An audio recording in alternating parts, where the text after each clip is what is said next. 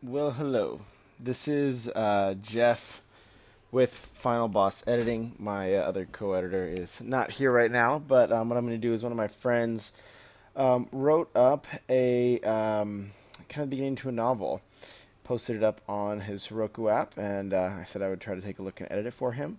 So, going to be looking at a few things with this edit. Probably the story structure, mainly making sure that that's solid up to a good start, and then kind of the prose, how that's written, any recommendations I have as far as style, stuff like that.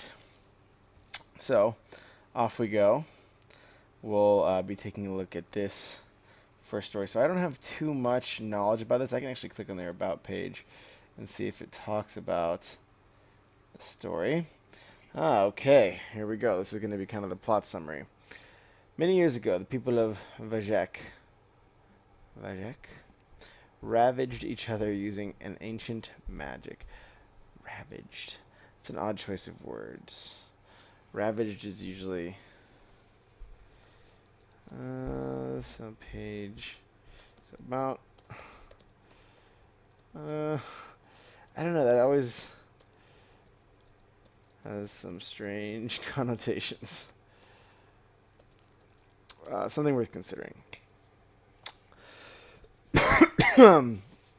Using ancient magic and killed nearly every inhabitant of the planet. They locked that magic away until the people evolved that could be trusted with this ancient power. After millions of years, the planet recovered and its time. After millions of the years, the planet has recovered and its time. And it is time. It's a bit of a clunky line. I mean, I know this is probably kind of a working draft, but these kind of things, like, your about page is really what's going to sell your story and get your reader, invested in going forward. I would, be extra careful on. No, what's up, Moocher?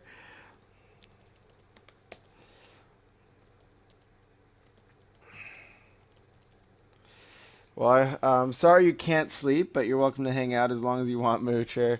Um, that's a bummer. We got to get you some of the Benadryl or something to help you get your rest. Moocher is one of our homies. He's come and chilled many a long night with us, and unfortunately probably lost a lot of sleep. But it's almost Friday. It's Thursday night. Hopefully, you'll at least catch up on your rest at some point. So we're reading over this story. One of my friends posted online, kind of going through the plot synopsis he put up, and then going to start going into the first few chapters. So yeah, excited. One from each of the Fu, Yui, and Mui, and Oi people have been chosen to bear this power. This also released a dangerous member of the old race who preserved himself in order to wake with the power and wield it once again. Great, so we have an antagonist there. That's really good to start the story off with, because sometimes they don't. Big world building setups are tough to pull off. Good luck. Hope hope it works. It's just my own experience. It's always tricky to pull off these bigger setups. So good luck to the writer. I understand how hard that is, just because I've tried to do sci-fi before, and this is more fantasy, but it's just extra work, right? You're not just building the characters, building the story, building the conflict. You're building the world, which is a lot of work, at least for me. So my hat's off to the writer for just going for it and making it happen, and I'm excited to see how well it comes through. The project. The world has been so changed with the advent of the internet. Publishing is still the same. Let's change that. The idea is simple. I'm building a world. I want you to be a part of building this world. As you read, I encourage you to submit ideas, character sketches, anything you like. I'll be publishing this book pieces at a time so you can be part of shaping it. Your submissions will be carefully considered contributions used to mold the story that we're building together. Hey, the Foxy Lady. Thanks for joining. Oh, hey, Judy as well. You guys caught us right at the beginning, so we're actually looking at, and you guys probably, if you love writing and especially collaborative writing, um, this is a world building story. If I ever come to San Francisco, I have to get Starbucks. Deal. Sold. But yeah, so about Vajhek, so he's built this story, this world, kind of a premise of an old power is reawakening. The old power destroyed its previous welders, whatever. It destroyed the people who used to wield the power. It was taken away, and now it's reawakening in the world. So it looks like he's kind of doing this in an open source style, which is cool, where people submit in this link on the bottom here. valhek@gmail.com or vajhek@gmail.com. So yeah, feel free to shoot him an email if you guys are game for that. I'm sure he's a cool guy, great writer. So yeah. Anyways, okay, still remain the same. Okay, he wants to change publishing. There's a blog that will be maintained to get updates, everything from news people contributed to talk about the tech behind the site. The people of Vajhek were once ruled by the Fuinos, and they imposed a language that is referred to as a common language of Vajhek, or common for short. There's a glossary of language so far. It is a language in progress, so suggestions are welcome. Yeah, I like it. It's a cool...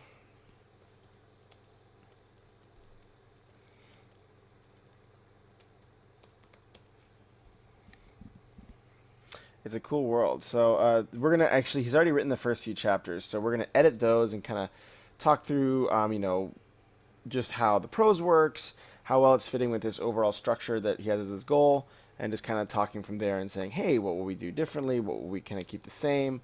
Or, what are some things that he's doing great and that he should keep doing?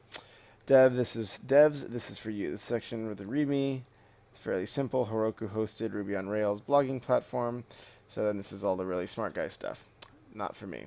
So the blog's over here. I think he's probably got some recent posts, but let's get to the story because that's always the most fun part. So introduction.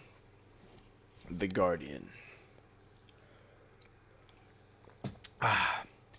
The sound of water ebbing and flowing echoes softly off the carefully carved cavern walls. Be careful for accidental alliteration. Page 1, intro. Beware of... So...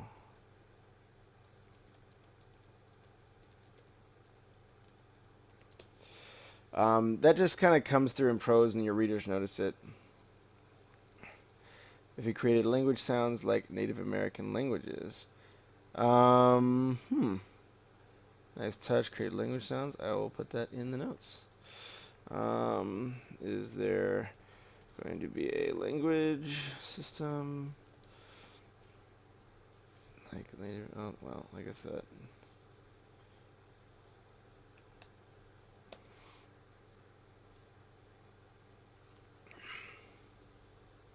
Cool. Awesome notes. Nice. P1. All right. In patterned swatches, stretch clusters. Again, kind of the accidental alliteration, sloping symbols. I'm beginning to guess it's intentional, but it's not. It's just something to be careful of. You want to make sure your language flows, especially in the beginning.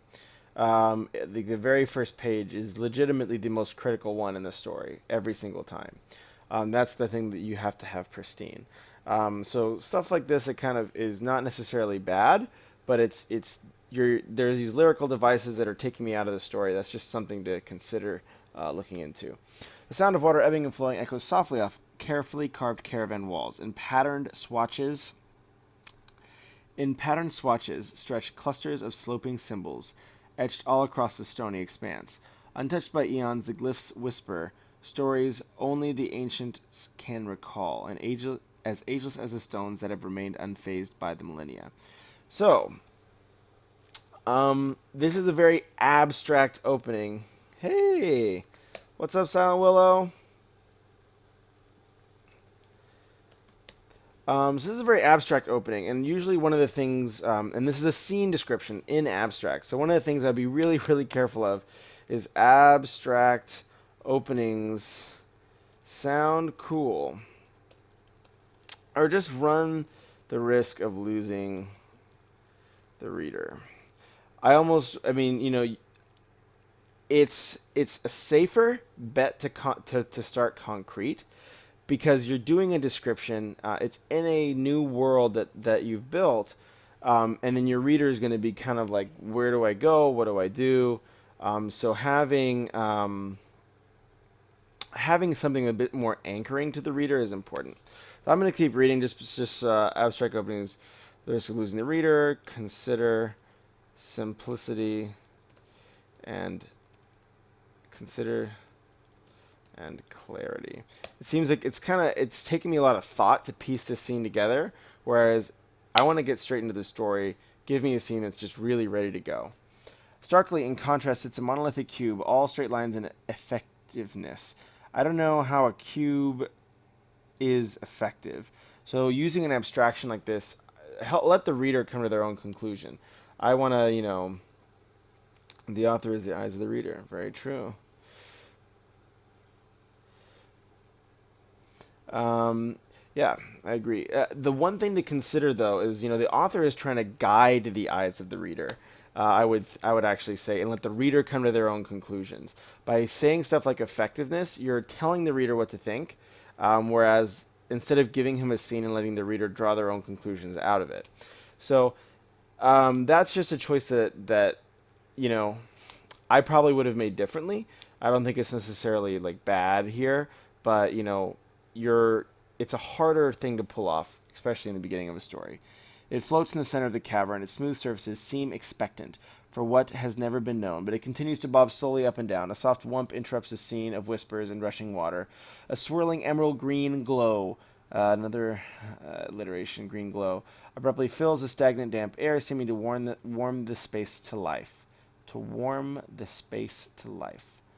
The sudden glow throws the carvings into sharp contrast against the darkness they are accustomed to. Spelling. This is page 1, paragraph 3. Sudden glow throws the carvings into relief. There aren't any emotions in this. Very true. Yeah, it's a very. I think this is kind of the setup. I'm actually reading a little bit slower. You guys are already ahead of me. Feel free, yeah, and I'll be typing your guys' comments in too, because this is all helpful to the writer. And the thing I love most in this world is a wonderful book to just dive into. So the more we can help writers create those, the better. So the more notes, the merrier.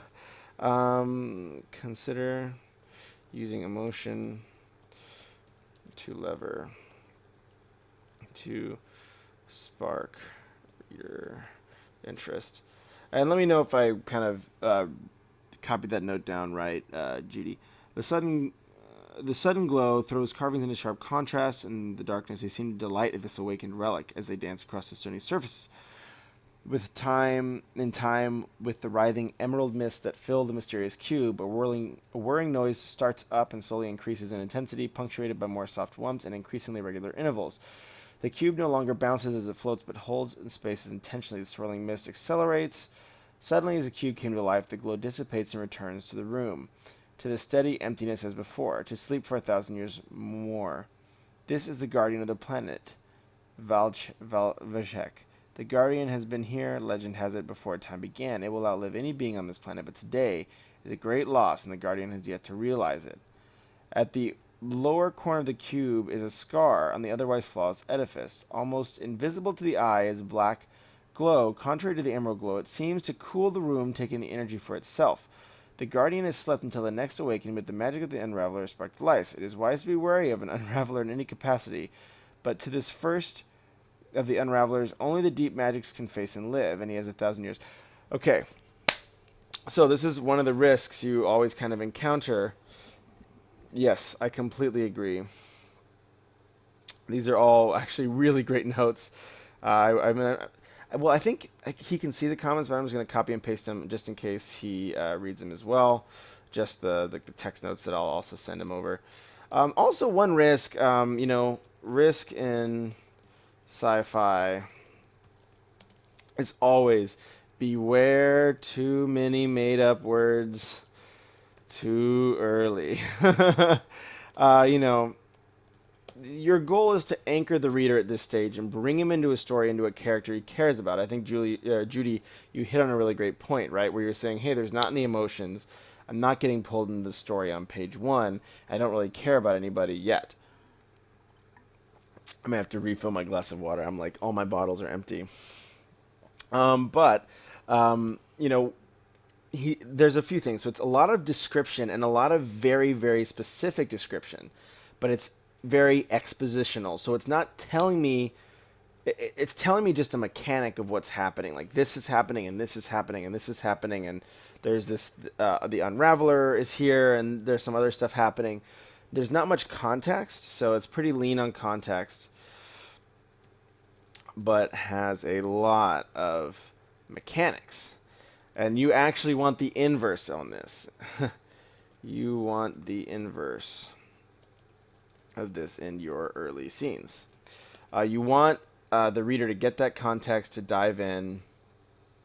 Whether statues would be unaccustomed to the light.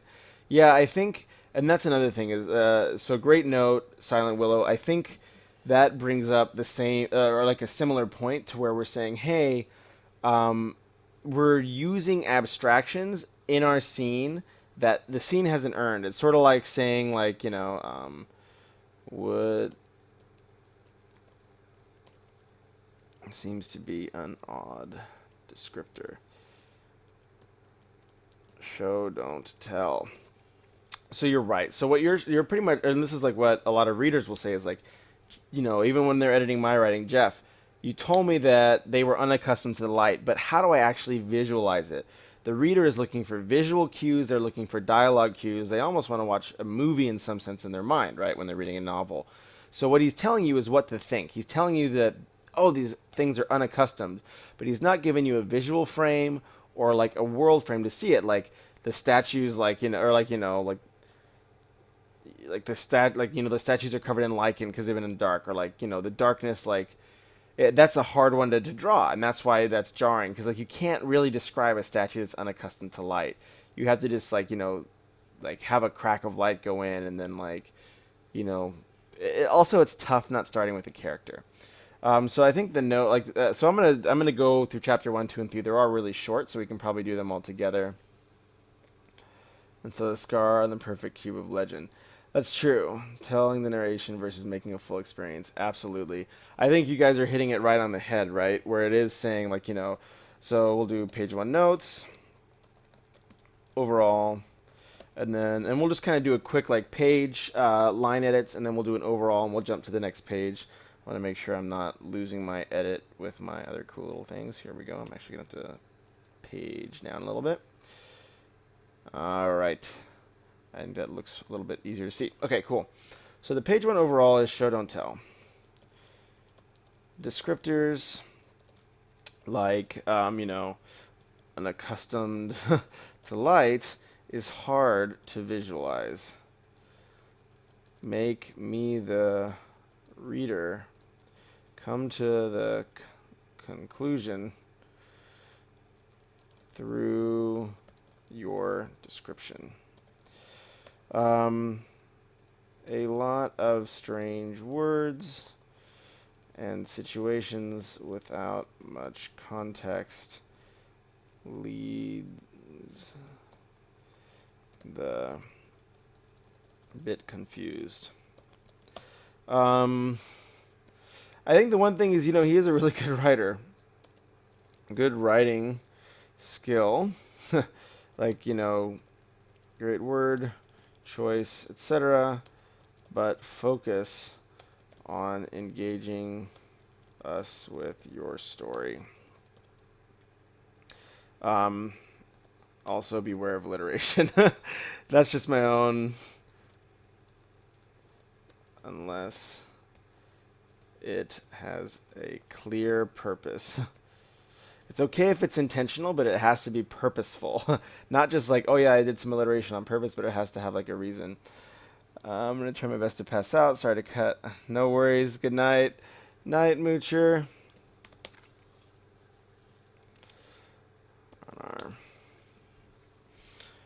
Take it easy, bud. Okay, so that was chapter 1. These are kind of indicative of the challenges of getting into a sci-fi world, or this is more kind of fantasy, but you know, you have a lot of stuff that's exposition heavy.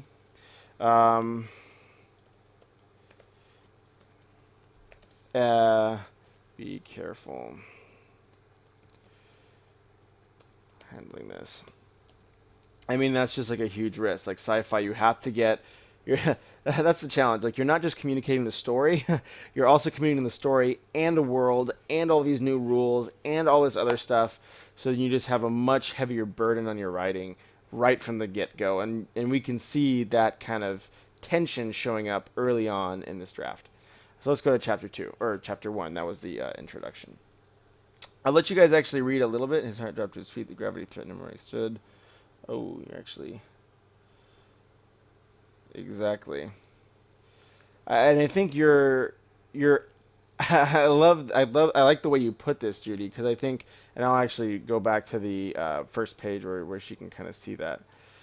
Because these are things, what you described are things that we can relate to. Like I can relate to like my heart like sinking out from under me, like kind of that emotion. So now that tells me what to think, because when you're just describing mechanic, I don't know how I should feel about this mechanic. Night, oh, yeah, I guess, but I don't know how I should feel about this mechanic, whether, you know, it's a good thing that this device is coming to life or it's a bad thing.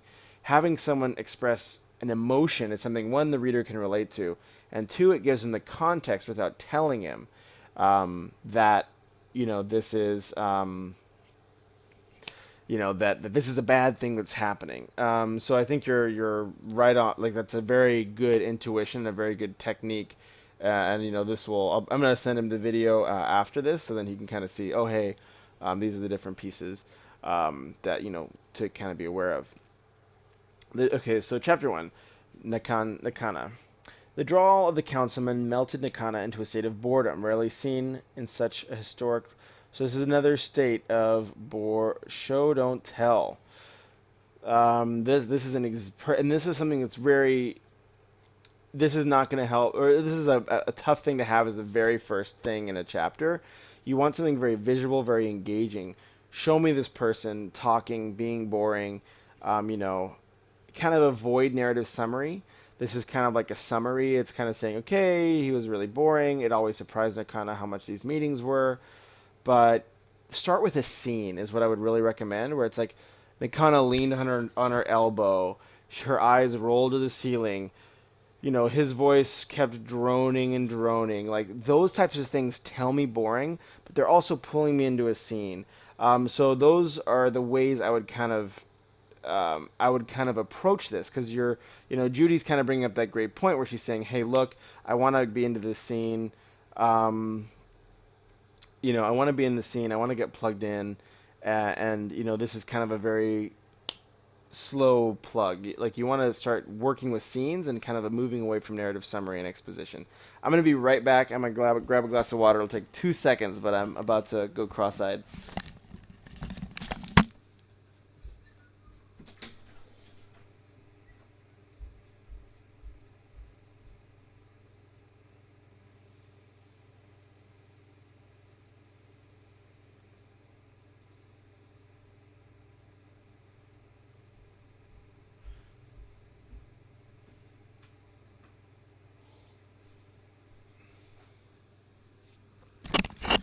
Whew, much better.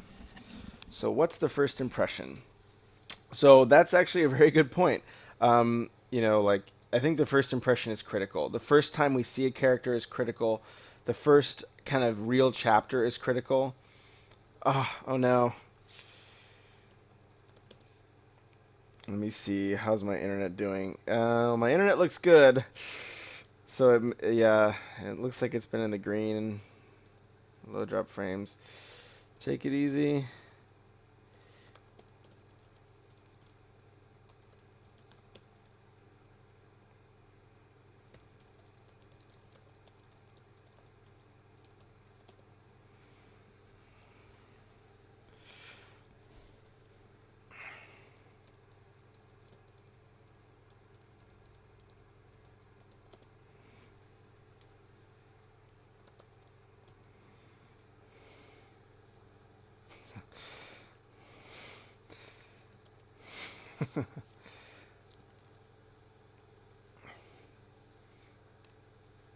That's awesome.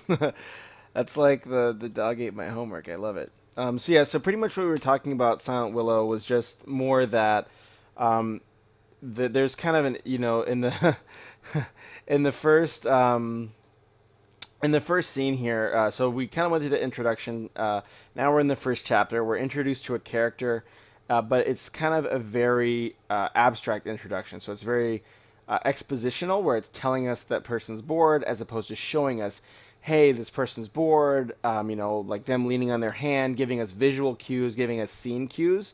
So my encouragement to the writer here would be use narrative summary and not scene.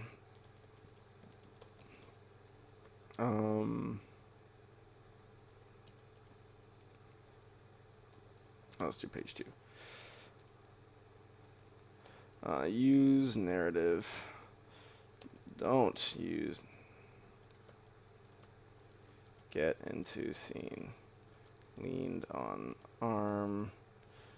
Stared at ceiling. Equals bored, but you don't have to tell us. Yeah, I hope that's a bit more context there. Ooh, good question.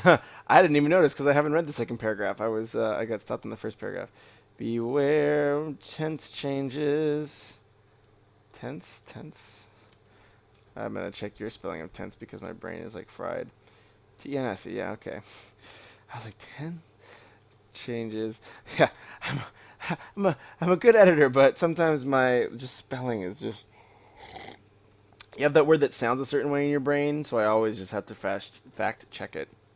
But story structure, I do know story structure. Make sure they agree. Okay, cool. Well, I'm going to kind of read a little bit quicker. I don't want to get stopped too much because I kind of want to get the bigger picture of this, and then we can just kind of talk through it together as we go through the end. The drawl of the councilman melted Nakana into a state of boredom rarely seen in such a historically raucous hall. So how do I know it's historically raucous? Anyways, show don't tell.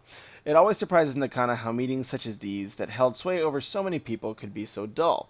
True to form, every week these men find themselves descending into glorious, chest-beating, shout-inducing battles over petty issues. This week's it's in the shape. So that's just a typo. Just be careful on that. This week's is the shape of the new table they are commissioning for the meeting. Oh, that's, I guess, this week's meeting. This week it's, like this week's disagreement. So those types of things, whenever your reader gets hung up, just be careful for wording that does that.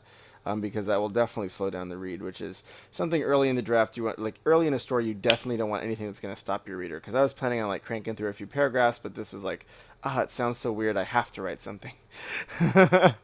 This week's it's weird wording. Read out loud. Me. Whatever. Before you put anything in the public domain, I would always encourage you, or sending out for edits, just do one final draft reading out loud. I'm sure, Silentwillow has hung out with me on a few of my writing sessions, and he's heard me editing my own writing and reading out loud. So you can probably attribute to, one, probably how boring it is, but two, that you can catch a lot of those weird verbal tics that happen. And I think it's something a writing instructor told me to do. Always read it out loud, and it's something that has paid dividends for me for quite some time. This commissioning for the meeting, such as Nakanta, is now in attendance. If they indulge in superfluous posturing, I owe them no attention. Nakanta thinks while tracing the grain of a knotted section of the table's surface. The patterns of the knot are the same that they were last week and the weeks before that. I can guess that. Yet it was one of those patterns that was just asymmetrical enough that her eyes never could seem to memorize or become unmemorized, and so she passed the time. She recalled when her father had suddenly decided to go. Flashback this early on, something to be just something that would raise a flag to me if I was like editing that, if I was doing a development edit, that would be something I would say, hey, you have a flashback really early, and this is like para 3. back this early is a bit risky. We just got into one scene and we're jumping somewhere else. And that's just, I try to avoid flashbacks as much as possible, though sometimes you just have to do it. Yeah. Yeah. I try to avoid flashbacks as much as possible, but they can be, they sometimes you just have to have them, but I always am like, ugh, I give myself, even when because I've written flashbacks, and it's always like, I don't like it when I have to do it. She recalled when her father had suddenly decided about a year ago that she should attend all of these meetings.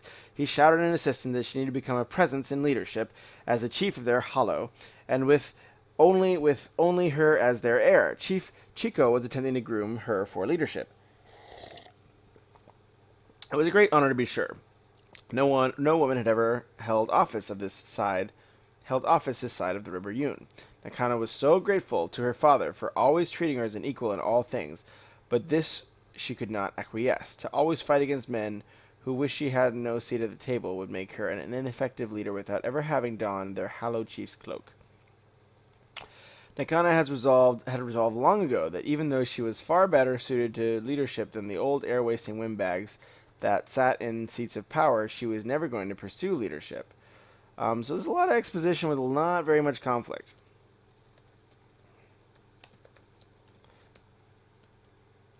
Not very much conflict. Beware.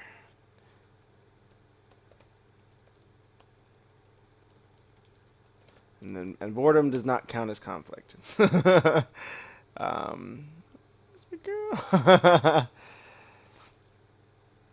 She's commenting as the appropriately named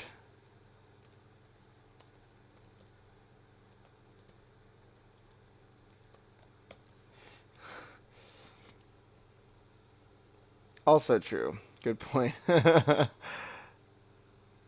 would she know she'd be? Yeah, I'm gonna put that in the in these notes too, just because that's a really good note. She's never been a leader before. All right, I'm gonna kind of keep reading here.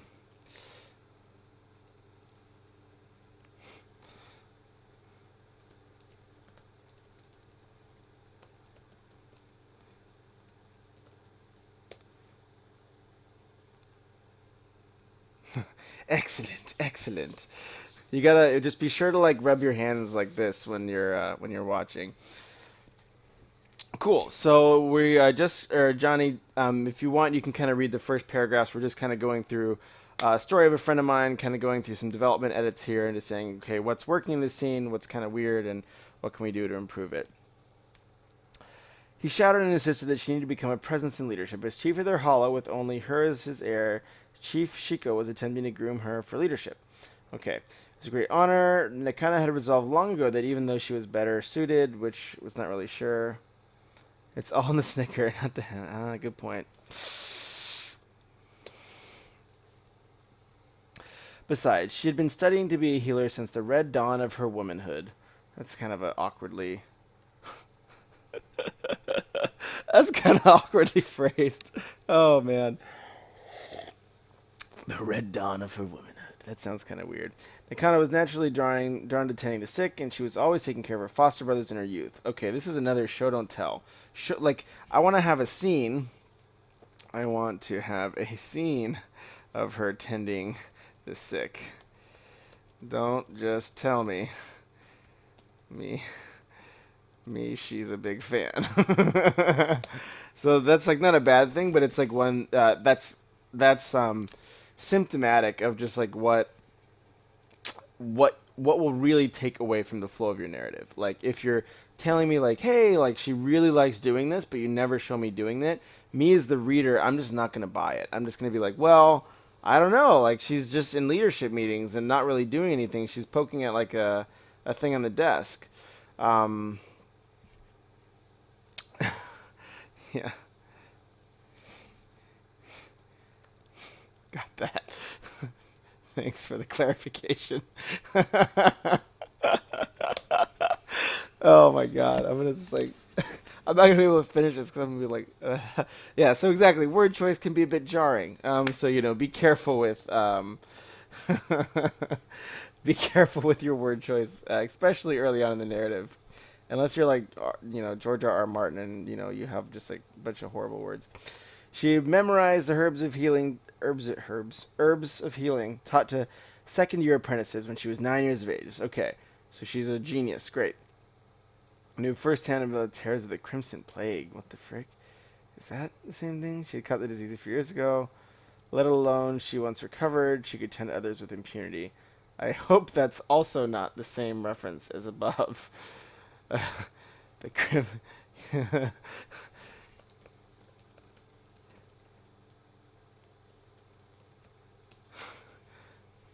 JK. So yeah. Some of her hollows of the god have been touched by the god. See, that's the thing. When you make a reference to that, yeah, that just when you use anything the rest of the chapter, it's just gonna be like kind of weird.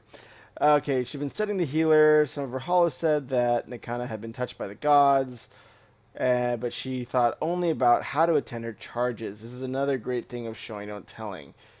Joining the ranks of master healers, she did not belong here. It's not natural, Chico. Look, she's not even paying the slightest attention while we attend a manager's of state. She daydreams. Good. Finally get some conflict here on halfway through. But this is good. This is the kind of conflict we want to see, because she's been thinking about how these people don't want her part of their team or part of the lead's team. But this is the first time we actually see it and make it. It makes it more real here than when she's told me. So this conflict is great. Bring this in from paragraph 1. And then I'm going to also list it's about enough of your hateful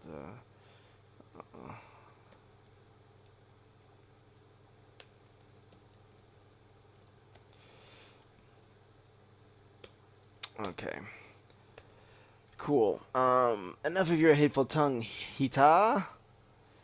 You will keep your backwards insults in check, or I will revoke your seat on this council.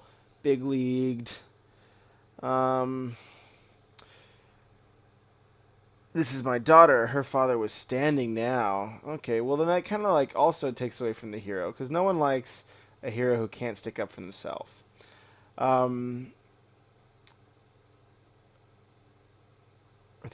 father's not, but Nakana. Okay, so Nakana interrupts her this loss. Mind your bigotry, Hida, commanding the full attention of all several councilmen and her father. Nakanta continues. If I wanted to engage in your endless posturing, I would, but there are better things to do. People lay sick in our infirmaries, and you sit here debating table dimensions. Okay, good. So she's sticking up for herself.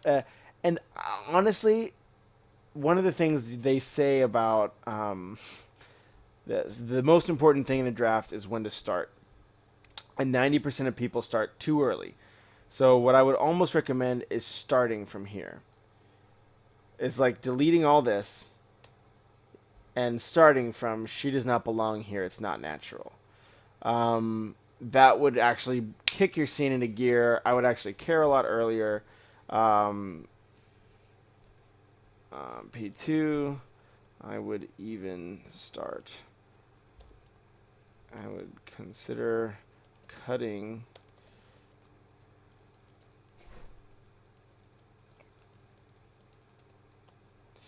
from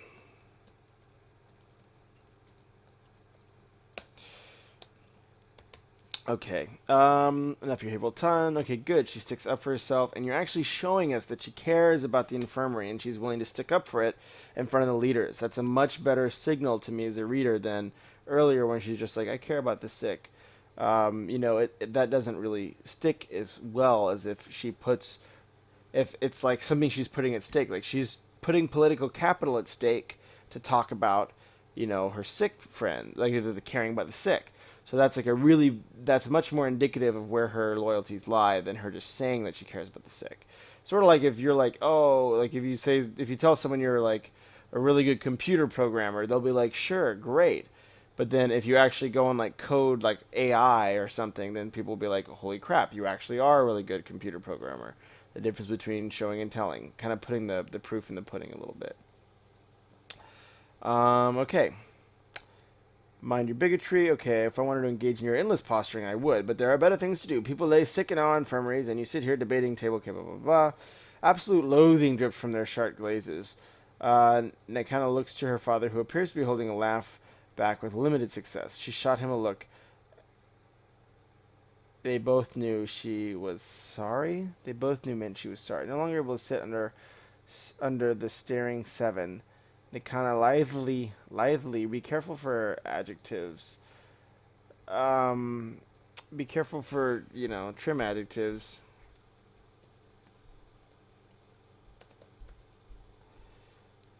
Can be a bit jarring. Also good to just trim in general. Or, sorry, adverbs. Duh. Where's my... I'm dumb. Forgive my mix up there. Cool. Having taken the route back to the schoolhouse, she was weary, meanders along the road, finds herself staring at the sky through a moon door. Moon door, trying to figure out where she fits underneath its expanse. I would just be careful for like these lines like these early on.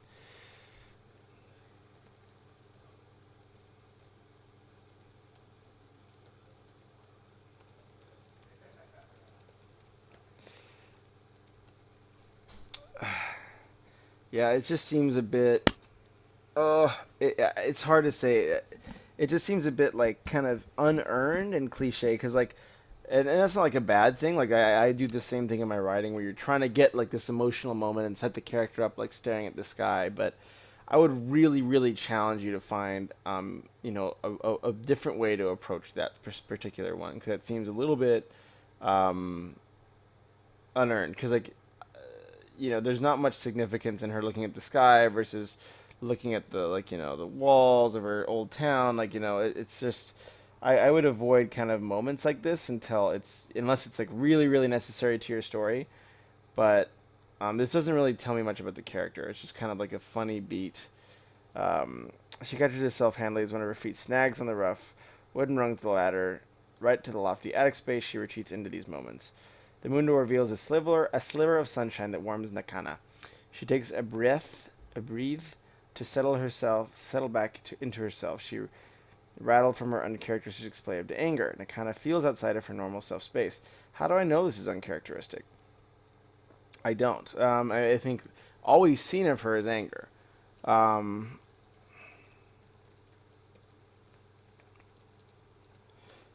In one scene she's angry.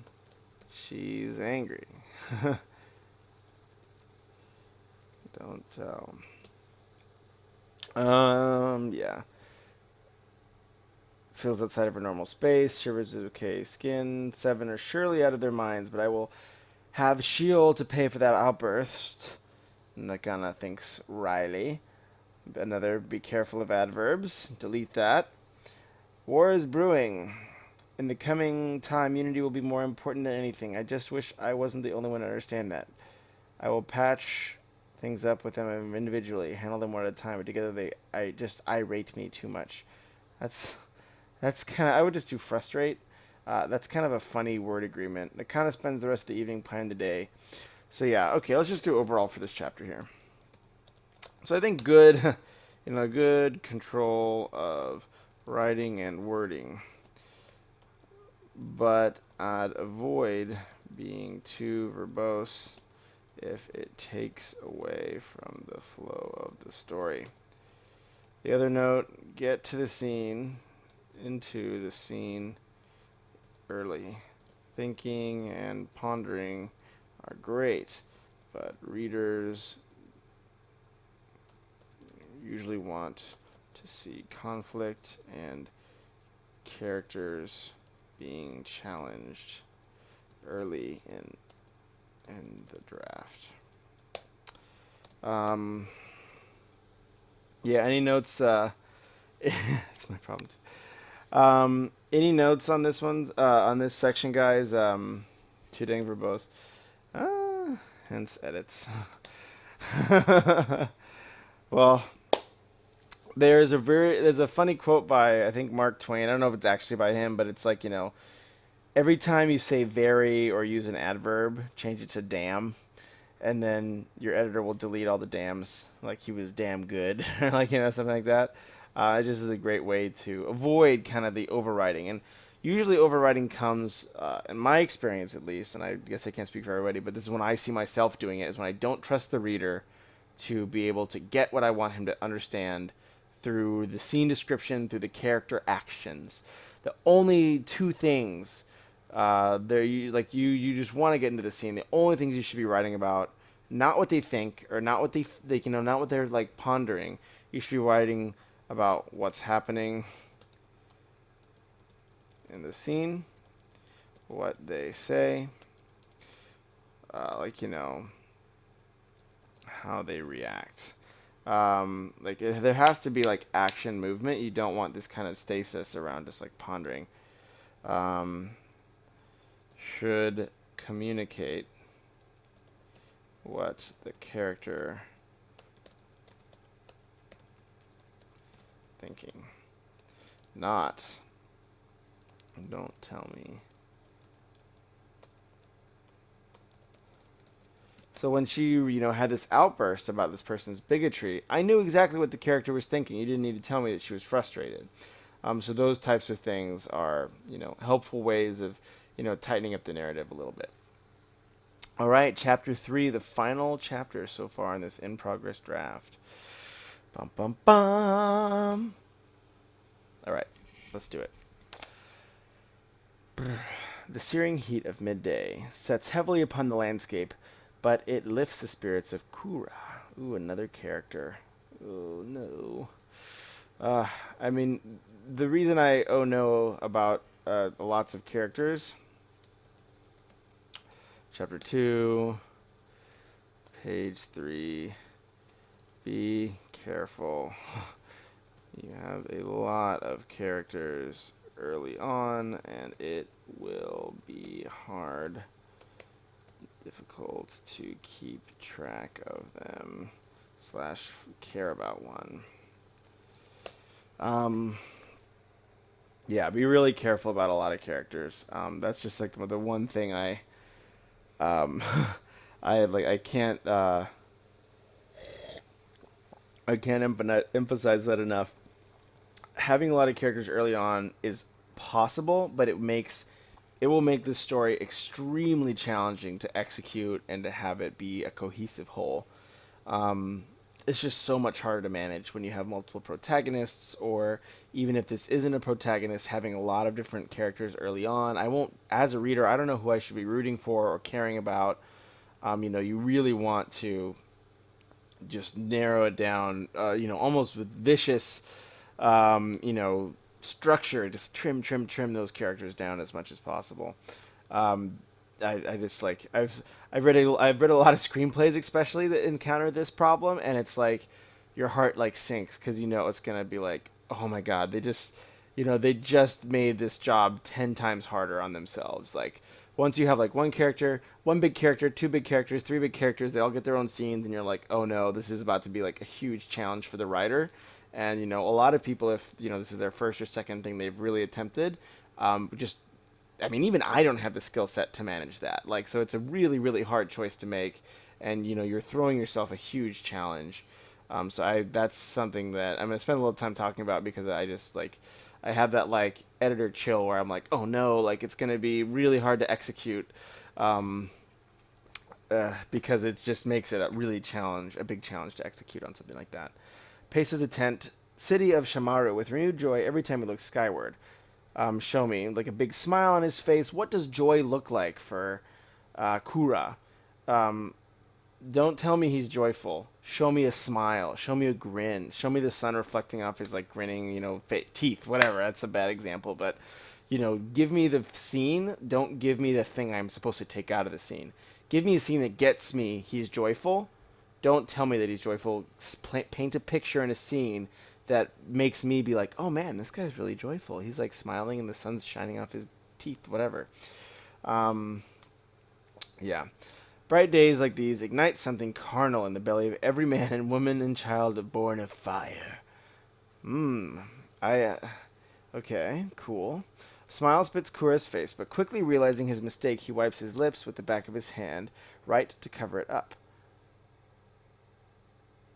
People are watching. This week is supposed to be one of solitude and reflection. If anyone was to see him grinning, they would judge his actions as a sign of disrespect towards this holy time. Tomorrow, Kura's Jinja ceremony, where he will finally receive the last half of his name and join his family. He'll even get the honor to receive his Jinja. It will be joyous. The week of preparation is all about choice. Kura and every other male is allowed to choose whether to join his family or strike out on his own and forge a new bloodline. Capital. In recent history, the forging a new bloodline has come to regard as both haughty and incredibly degrading to one's family. It is never done. That's why Kura finds the idea so alluring. Okay, cool. So good character setup. This is probably the clearest defined character early. So this character is more clearly defined because he has a trait. Rebellious. I don't know if I should space that out. Okay, cool.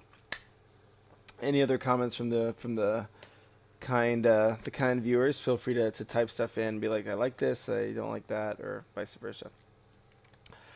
The week of preparation is okay, all about choice, and he wants to, forge a bloodline. Week before the ceremony, there's a week of rest and introspection while he decides his future, during which Kura is also tasked with carving the brand he will use to burn the Jinja into his flesh.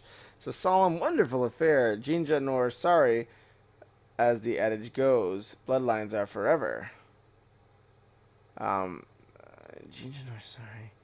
Yeah, and this kind of goes up to like the beware lots of made-up words in sci-fi.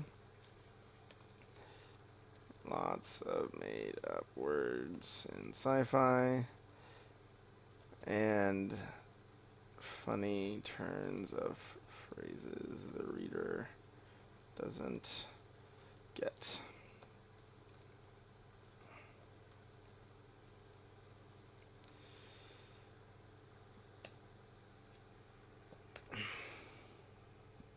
The decision is weighty, but despite that, it has become the time of vacation for most. No one has turned their back on their Jinja in the city for many a century.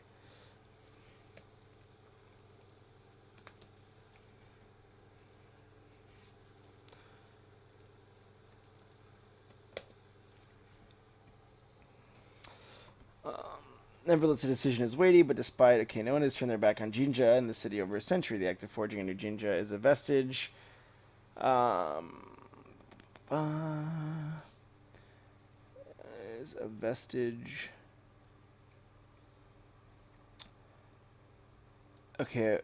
the old ideals, a dedication, freedom, and merit that have long since died out. Then why do I sit here? I find file in hand, unable to carve my brand of my father's house. Kula knows. Oh my gosh.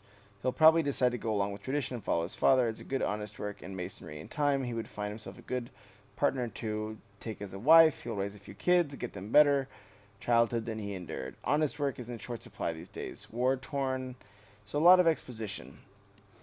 Again, lot of exposition on the world, traditions, but no conflict. This will be a tough context to draw a reader in. I mean, you gotta have. I mean, my one recommendation. Oh, flies attacking me. My recommendation is you gotta have conflict early. It's just so critical. I think the challenge here is just the reader wants someone to root for, and he wants them to have a really tough choice. No one here has made a choice. The one closest one is someone got mad at some people, but then stomped away and is sure to apologize. So just be careful. I mean, I think you may want to take a look at tweaking this pretty heavily to have a very, active scenes in the scene, less pondering and thinking about what decisions they're making as they walk in the sun. So pretty much all he's doing is taking a walk in the sun right now. Um, you know, there's not, that doesn't kind of elicit drama. Just walking in the sun, smiling, joyful, and thinking through all the stuff that he may have to go through. But I'd rather see this conflict and his dad being like, "Don't you betray us again? Like we're Masons, it's good people. You better like not do this blood thing, or you better do what we want you to do." And like that is like a more clear visualization, I guess, as badly phrased as that may be. Okay, in Midland Wars, we have men. We have left men only able to fight livable wages in war. Has hardened an entire generation, creating cool men fall to drink. The wives and children have suffered because of these men. He is a lot of hungry and thirsty, as you can imagine. The climate where war is on the horizon. A lot of rides from the capital with news of our empire. Few clamor with excitement. News of the empire is always tidings or taxes or conscription. Spun. So there's just a lot of world building. So I get the sense you, the writer, have thought out the world comprehensively, which is amazing. It's awesome. But one thing you're going to have to take to heart is that most of that amazing thought you've put into building the world will not ever see the page. You have to, the focus is still the characters, the focus is still the choices these characters make and the story about them. Or else it's probably more, it's not really as much drama then, if not. And the conflicts that these characters undergo and transcend. So be really, really careful when you're, you put a lot of time in this role, which is amazing, but just use that to support the characters as opposed to letting the characters support your world. If you do that, the world will come across still. That amazing work you've done will still come across, but then you'll also have this amazing story that will be bringing people through it. The evening, the fire comes up. Our glorious team, Kirishima, in an attempt to reunite the southern kingdoms, extends a hand of friendship. They've never been referred to as territories before. He shifts some lady under his thoughts. Trouble must be brewing.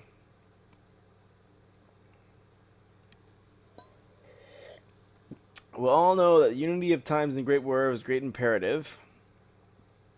We stand together. It's always been the wish to reunite. Our bloodlines, though it would be difficult, it should be at least to expect to counter remove the Mui wolves, royal courts, especially in times like this where wolves are plotting our demise. Our world's in trouble. Crowd shifts. But as only befits a heretic king, Takana has slapped aside the hand of friendship from our beloved king. He has refused, as if these wolves had not already stolen land that was rightfully ours. Some were beginning to shout their outrage to punctuate the Kumshar. Many more were silent, understanding seeping into their bones. I bet in the capital, one of the stone cities, this Kushar gets many more shouts than silences. I don't know if...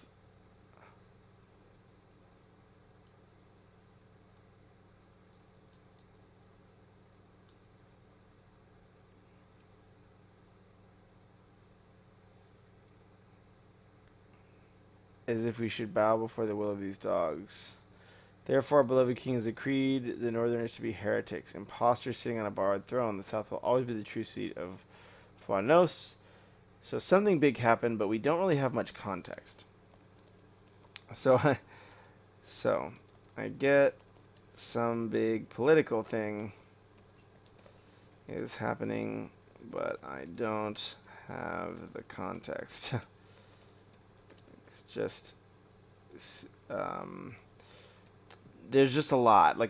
I would keep it simple. I'd simplify the politics a lot so we can grasp them.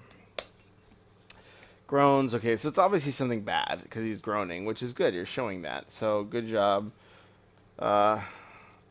Good job showing that it's bad.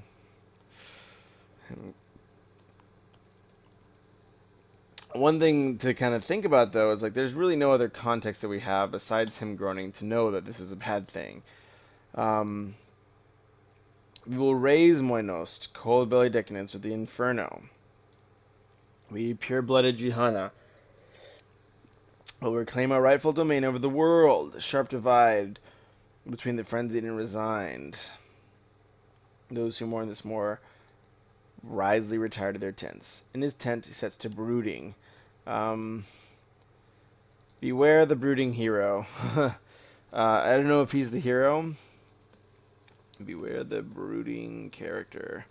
They are least likely to be a protagonist and take action. You want an active protagonist, especially like it's possible to pull off a story with an inactive protagonist and one that's more passive, but it's the same thing with lots of protagonists. It's much harder. An active protagonist, a simple story structure, one protagonist. Those are the types of stories that usually, at least for me, that I still attempt because my writing is not sophisticated enough to be able to handle and build conflict in situations like when you have a passive protagonist, stuff like that. It's really it's really hard to do that. So I think my recommendation would be to say, hey, simplify, make one protagonist, and make sure that person is really taking action from the get-go, action that causes conflicts and makes them make tough choices. Because we want to see people make tough choices so it can inform us as we make our tough choices. Without the North, the other half of Shikaro have no choice. The absolute certainty of victory is absurd, of course, but revelry following this propaganda speech makes Kura ill. War brings death and should never be celebrated. The land is sick. Kanura saddens at the thought. The land has lost its way. So I don't really know. The land theme seems a bit random. Seems random. Land is sick seems random. Where have we seen this? Just in the very introduction, maybe, but how is Kura so well informed about the land's health? Those are the types of questions. Bends over his brand and begins carving anew. Changes must be made. So good. I mean, we see him making a choice at the end.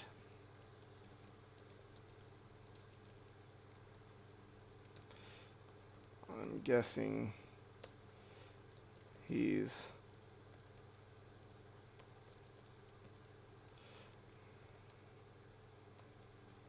right.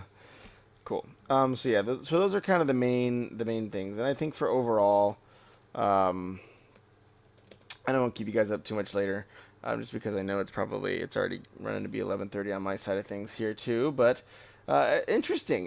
This is man, sci-fi is a challenging. So I mean, think of it this way: you have a lot of tough things. You have a lot of challenges.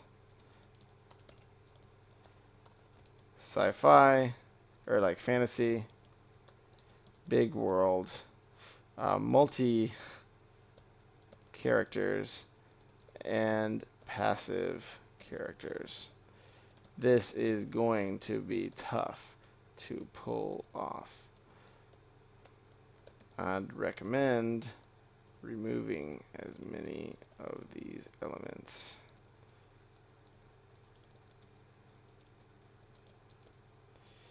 only one focus character. Stuff like that.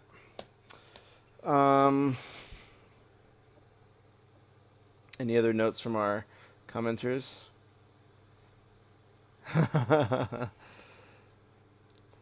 The Australian crew is much stronger than than me.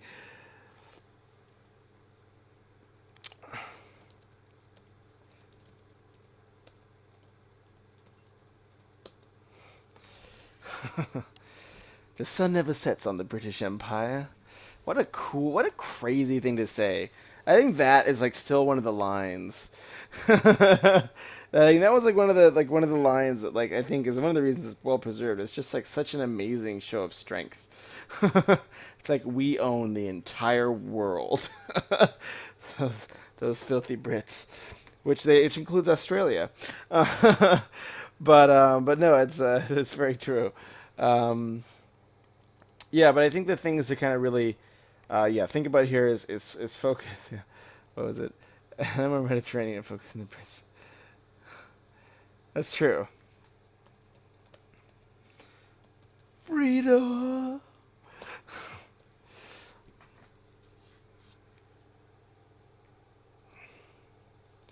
Gotta do like the Braveheart yell. Yeah. So yeah, I mean, this is a very challenging story to tell. So I would really consider trimming down. Also, you know, be sure to give context to politics, but still simplify, simplify, simplify on politics. I mean, I would make it politics dead simple. I don't really know much about the northern.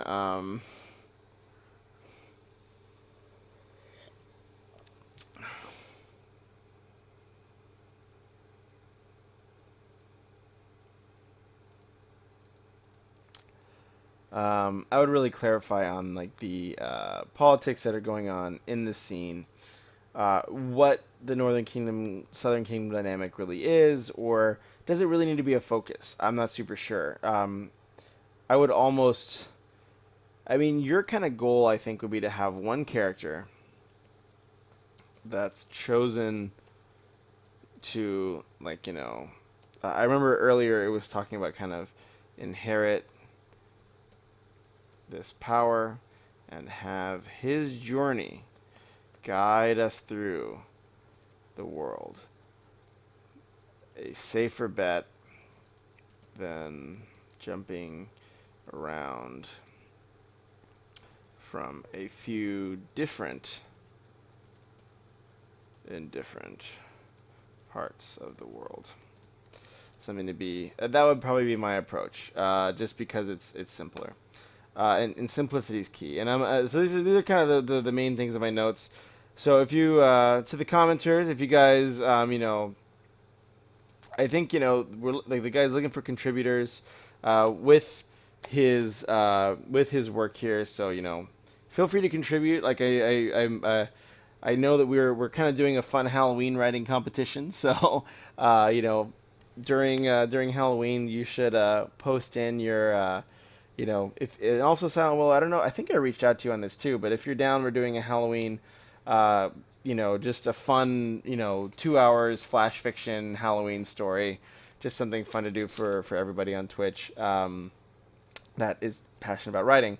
So yeah, this is also a great project. Really nice guy, and it sounds like So my gut was that I actually sent out. I can pull it up real quick. I sent out, but I don't know who I sent it to. A few different, like a link to just some writing prompts, and then I was just gonna say, hey, stream for 2 hours with whatever prompt. Let me log in here. Stream for 2 hours with whatever prompt you choose, and like shoot for like 1 page single spaced, and just do like a fun flash fiction type thing. I can actually send the message. I wish I was not a noob at Twitch. That would be ideal. Let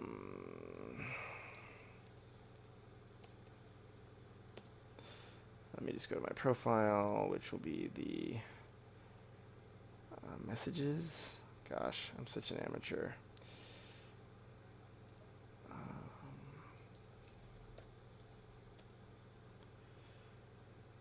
Oh, no.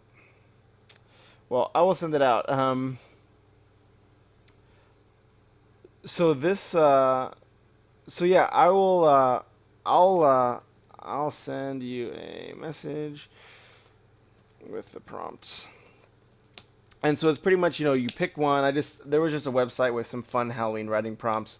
Nothing too highbrow or anything, but I was just going to say pick one.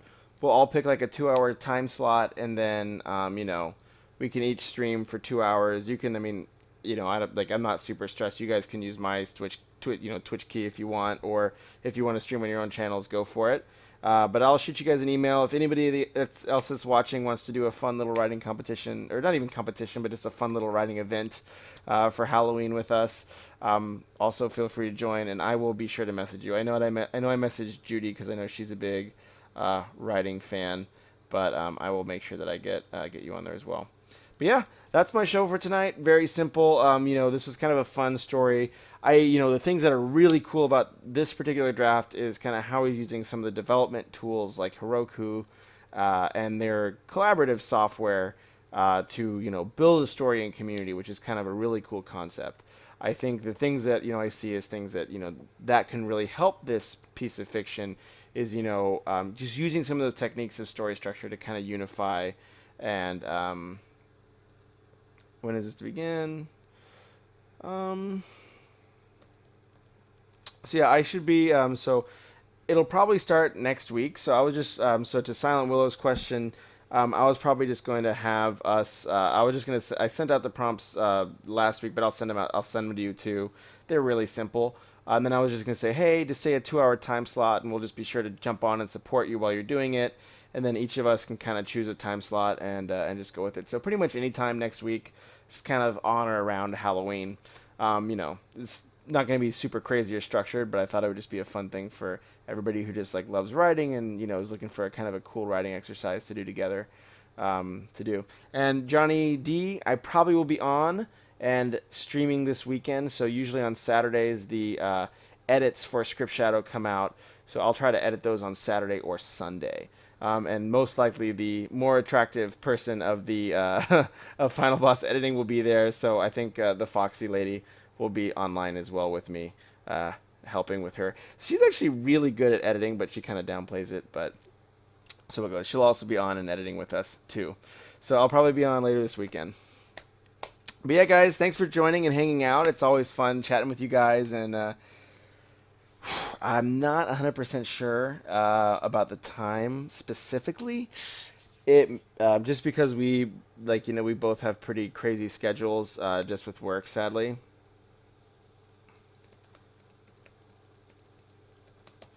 That's actually awesome. I can't wait to read it. Yeah, as far as the timing for this weekend's edit on the Script Shadow stuff, my gut is Saturday evening, maybe like later Saturday evening or later Sunday evening. So usually it's like Sunday around 7 or 8 or Saturday around 7 or 8, if that's a ballpark. I wish I could be more specific.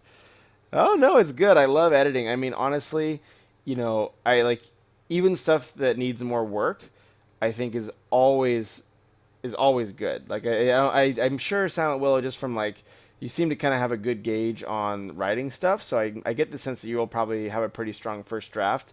But even stuff like even stuff that does need more work, I always find that it's like one, it's really interesting just to see like, hey, what are the different things that are risks in early drafts, and how does it inform how I approach my early drafts. I mean, and you saw, for better or for worse, the struggles and pitfalls that came when I was working on that fun project last week. So I think it's like kind of the cool, at least for me, the cool part about it is to say, oh hey, like how can me learning from my mistakes in the writing process, and where I don't really where I make you guys saw a bunch of the stuff I was correcting, and hopefully that can help inform you guys, and vice versa. Like I'm sure the things that I'm like, hey, maybe you want to try this different.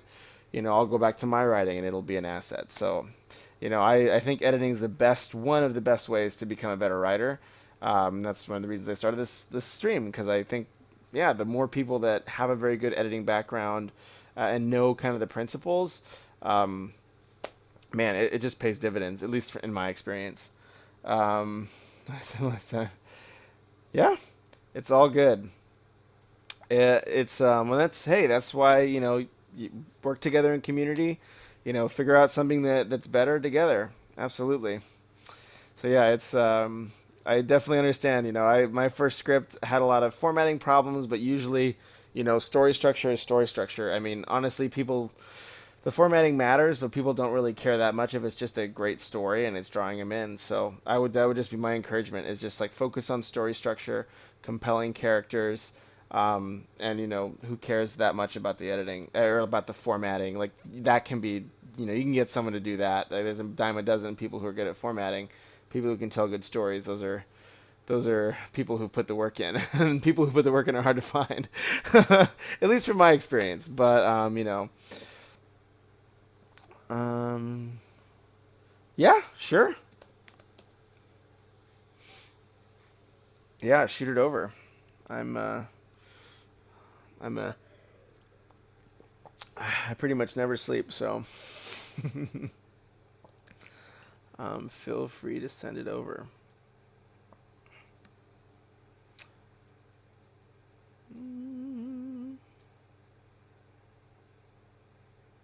Let me pull that up. Gmail, and then I can give you. You got my email, right?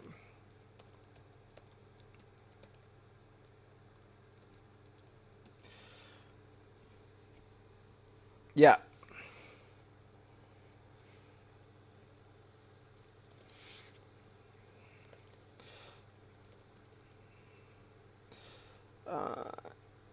It depends.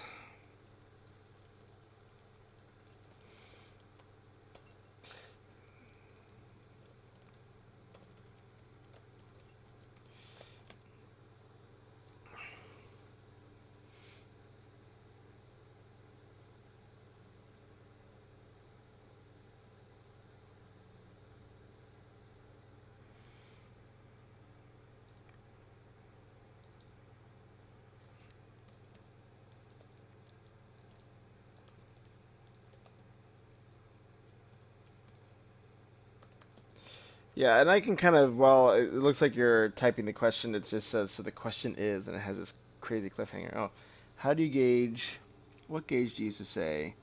0. Um, it depends. I mean, let me pull up my script, and I can just show. I'll just show you the one we worked on together, because that's probably the best context. Um, I'll because you probably already know some of the you know some of the stuff we talked about with that. Add window capture. Let me just put this in. Final draft. Okay. Let's put this back a little bit. Okay, cool. Okay. So yeah, so you can see here the dialogue's not very broken up. But then we have, you know, 5-line chunks. That's kind of where I border on the maximum, personally. You know, 5 lines, 6 lines, kind of is where you want to maximize. The other dialogue, another dialogue thing I'd be aware of is you usually only want max 4 lines in your dialogue, and that's for 2 reasons. One, it keeps you accountable, just because if you have really long verbose dialogue, it most likely just should be trimmed. Like 9 times out of 10, like you can cut enough words out to make, and it'll make your dialogue a lot sharper and less on the nose. So usually shoot for 4 lines or less. Like 4 lines is max. You want to normally do for an average of 2 or 3 per line of dialogue. So usually you want to keep your dialogue pieces pretty short, and then 6 is probably where I would say you want to break up action. The one thing to keep in mind, and I think the thing I would just underline here is you don't want a scene where 2 people are standing like facing each other and like, how are you? I am fine. That is good. That is nice. Let us talk more. And like, so you don't want where it's just dialogue and there's no action. And one of the reasons you kind of have that like infuse action rule in screenwriting is because you want movement. You want the like half of dialogue are the actions that people are taking. Like, you know, if I like tell, like, you know, if it's like a romance novel and I say I love you and they're like I love you too, that doesn't say that much about what the characters are thinking. But if like some guy's working on his computer and he's like I love you whatever, and the other person's reading her newspaper and saying I love you too, that will be like a completely different scene, and it'll tell you a lot more about the characters. um so yeah, and that's just, but you also like the best dialogue is the stuff that's complemented by the action and made ironic by some of the action choices. So that's like kind of like do you really care that much about the person? You're like, I love you, and you're working on your laptop and you're not even looking at them, and they're reading their newspaper and they're like, yeah, I love you too, whatever.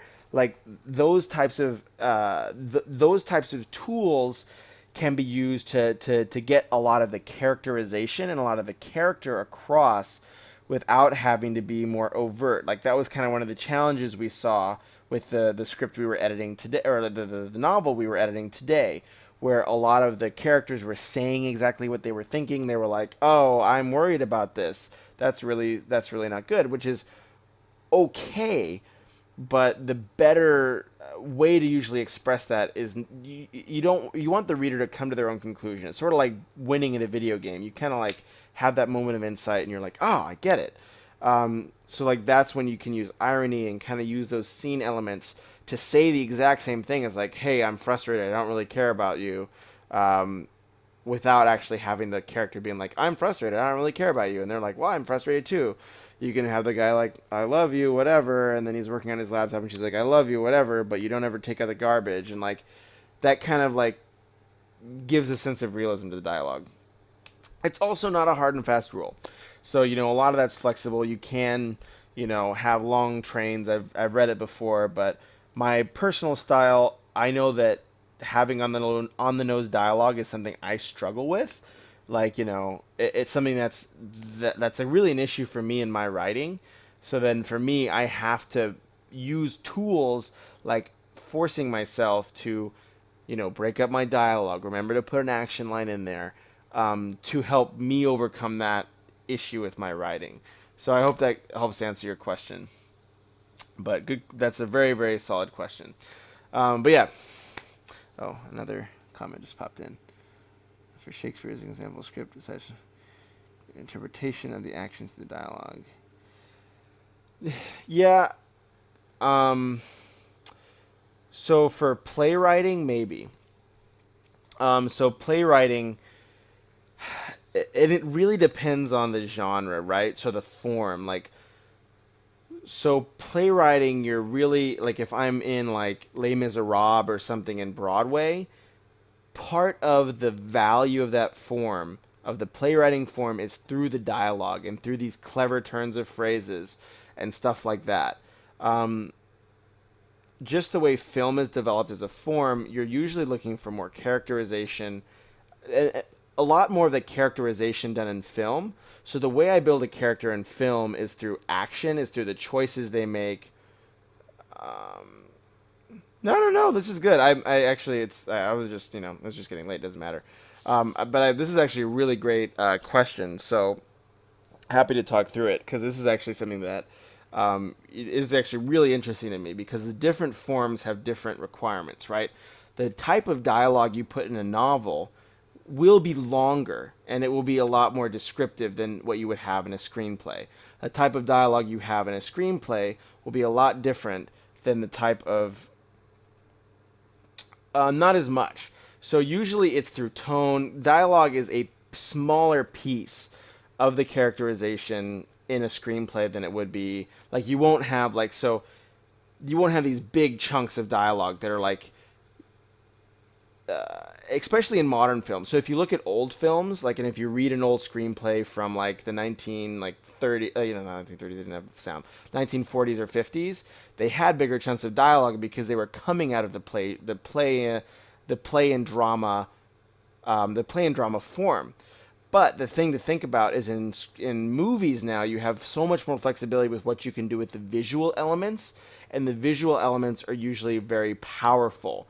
So what you find is, because you have a broader range of what you can attain with visual elements and characterization in film, you usually see writers relying less on the big dialogue lines, these big like kind of things, to communicate who the character is. They still do it, and you still have these amazing, like you have Tarantino with his really amazing characterized dialogue, but you're gonna see a lot less of these big verbose, like, this is who I am, this is what I think. And you're going to see a lot more scene. They're going to be a lot more playing with scene. They're going to be a lot more playing with sound. And a lot of early choices. Like, one of the things you'll see to have a character come to life in a story is usually in the first scene or the hook scene. They'll have the character make a choice that is like very like hey, family or honor, or like I'm gonna either save the woman I love or I'm going to let them fall and catch the bad guy. So that's where a lot of the characterization is done, is through choices more. Um, but then if you read an old screenplay that's called Sullivan, it's a great screenplay. Funds Travels. That's a screenplay where a lot of the characters, like he's one of the best dialogue writers in history. I think it was Preston Sturges who wrote that, if I'm remembering correctly. But yeah, I read that screenplay front to back, and it's absolutely phenomenal. And because he was coming out of a drama background where that was, drama, you rely heavily on dialogue because you can't do as much stuff with the scene because you have a stage and a set limit, set, you don't have as much stuff to work with. In movies, you'll see, especially more modern movies, like if you read the screenplay to, um, what's like one of the really good ones, like Green Mile, um, you'll see a lot more visual elements being used to communicate character because you just have more range. I hope that helps contextualize it a little bit, but I mean, like I said, the proof is in the pudding. So what I would say is just YOLO, give it 100% when you're doing your draft, and let's talk through it together. And then I can we'll do a review session, or shoot me an email whenever it's ready, and then hey, let's talk through it. I mean, I think my best recommendation is read a ton of screenplays, and there's a million online. But Preston Sturges, Sullivan Travels is amazing, and if you shoot me an email, I can get your address. I can email you a few screenplays that I have in PDF that have helped me a lot. But yeah, I mean, the best recommendation I can give is read screenplays over time, because you'll see that evolution happen, and you'll see the older like 1940s screenplays. Well, thanks. Yeah, you'll see the older 1940s screenplays. These guys, and this is what's so intriguing, is like the early screenwriters were coming from radio drama, which is a very dialogue heavy form. We actually reviewed a radio drama script earlier. Cool. I'll copy and paste that. We actually reviewed a radio drama script earlier, so you'll see a lot of radio drama coming through. That's where these guys' backgrounds were, so that's what they were strongest at, was dialogue. So the best, even now, when they say you want to read a script that just will kick ass at dialogue, they tell you to go read Preston Sturges, and they tell you to go read these amazing dialogue writers who came from drama and who came from radio drama backgrounds. But now, where you can do a lot more stuff visually, and it is just in some senses as powerful as dialogue, and they actually work really well together, complementing each other. That's where you see these rules start coming in, where you're saying,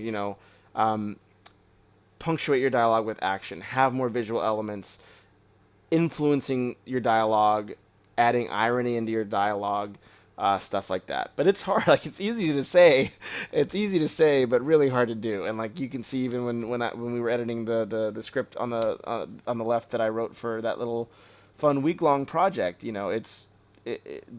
making good dialogue and making it play with the scene is a challenge. But yeah, I'll shoot you over a few screenplays. I'll see if I can find Sullivan's Travels. That's absolutely a phenomenal read and a great movie too. And yeah, I'll see if I can find some other good ones to send that hopefully can help influence it. But yeah, I mean, the best way to learn to, the best way to kind of see it is just to see it in action and just to read a ton of screenplays. So that's the best recommendation I can give. But yeah, man. Well, anyways, I probably should get to bed as well. This was a fun conversation as always, of course.